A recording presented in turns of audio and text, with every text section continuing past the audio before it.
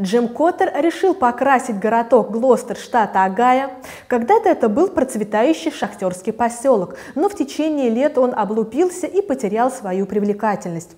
Коттеру всегда хотелось, чтобы кто-то это исправил, и вот после смерти жены он решил стать этим кем-то. Он начал с пожарного гидранта, затем перешел на ограждение, а потом и к домам вдоль дороги. Коттер красил дом за домом бесплатно. Бонни Шифлет владеет рестораном, который покрасил Коттер. Она говорит, что заплакала, когда увидела свой ресторан. Я вам говорю, это меня потрясло. «Удивительно, что может сделать немного краски», – сказал Коттер. «Это меняет сердца людей. За последние месяцы появились добровольцы, которые решили помочь Коттеру достичь его цели.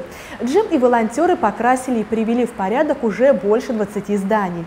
Даже если они не сделают это для всех, кто нуждается в этом, их усилия уже сделали городок более ярким местом для жизни, а вдовцу помогли приобрести новый смысл жизни».